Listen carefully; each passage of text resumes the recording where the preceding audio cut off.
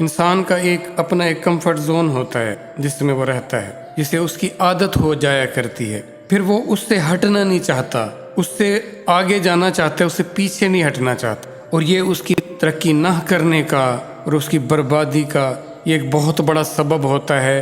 اس کا comfort zone جس میں وہ بڑی سہولت محسوس کر رہا ہوتا ہے، وہ آرام پرستی اور سستی کا شکار ہو جاتا ہے، جیسے آج ہم ہیں، اور مزید خوشحالی چاہتے ہیں، معیشت گزرانے زندگی کو بہتر لیول پر لے کر آنا چاہ رہے ہیں۔ اور اللہ فرماتے ہیں اس معیشت کے چکر میں رہنے والوں کو ہم نے کیسے ختم کر دیا۔ وہ اترایا کرتے تھے اپنی بود و باشت پر، اپنے لائف سٹائل پر، کہاں گئے وہ؟ ہم نے ان کی بستیوں کو ایسا اجاڑا کہ وہ پھر آباد نہ ہو سکے، وہ بستیاں ہی نہ پھر آباد ہو سکیں، الا قلیل، بہت کم ریئر کیس تھا کہ جس میں ان بستیوں کو پھر سے کچھ رہنے والے میسر ہوئے۔ ہم کوئی ان سے عبرت حاصل کریں گے کیا؟ 100 سال پہلے جو لوگ تھے اب کہاں گئے وہ؟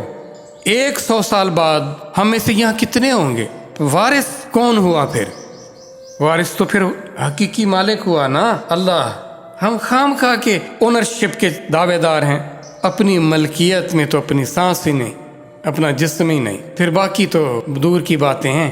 ایسے جی رہے ہیں جیسے ازل سے ہم ہی ہیں اور پھر ابد تک ہم رہیں گے۔ یہی سوچ ہر انسان کی رہی۔ مرنے سے چند لمحے پہلے بھی انسان کو خبر نہیں ہوتی کہ اس نے چلے جانا ہے۔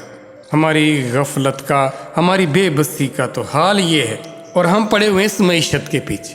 جو ایک دن گزر گیا وہ جس حال میں بھی تھا گزر گیا، بڑی راحت میں گزرا تو بھی گزر گیا، تنگی اور تکلیف کی نظر ہوا تو بھی گزر گیا۔ دنیا کی معیشت یہ عارضی ہے، یہاں کی سہولتیں، یہاں کے مزے ایک پل ہیں تو اگلے پل نہیں ہوں گے۔ جب ہم ہی نہیں رہیں گے تو پھر کیا قصہ، کیا کہانی، کیا باتیں، کیا مستقبل اس دنیا کا؟ تو کوئی گارنٹی نہیں ہے کہ آپ کی معیشت آپ کو بچا لے گی، پھر آپ اس کو پوری طرح استعمال بھی کر پائیں گے۔ پھر مزید دھوکہ دیتا ہے نا شیطان اور یہ نفس، وہ کہتے چلو تم نہ صحیح، تمہاری اولاد صحیح، تمہارے چاہنے والے صحیح، جو چیز تمہارے لیے یہ حیثیت رکھتی ہے ان کے لیے اس کی حیثیت چینج ہو جائے گی کیا؟ ہو سکتا ہے وہ ہم سے پہلے گزر جائیں، پھر کیا کریں گے؟ میں نے تو ٹھان رکھی ہے نا کہ میں زندگی کی آخری سانس تک اس معیشت کو بہتر کرنا ہے۔ میری کامیابی، قابلیت، وہ اس کا ثبوت ہی یہی ہے کہ مال کتنا کماتے ہو۔ اپنے رب کو ایک سائڈ پر رکھ دیا ہم نے، وہ تو ہے ہی نہیں، نعوذ باللہ۔ ہم ہی رب ہیں، ہم ہی پلانر ہیں، ہم ہی وارث ہیں، ہم ہی مالک ہیں، اور الہ بھی ہم ہیں، پوجا بھی ہمیں جائے، واہ واہ بھی ہماری ہو، تو پھر باقی کیا رہ گیا؟ اب آل نال ہو، جو مرضی کرتے پھرو، اور یہی کچھ کر رہے ہیں ہم۔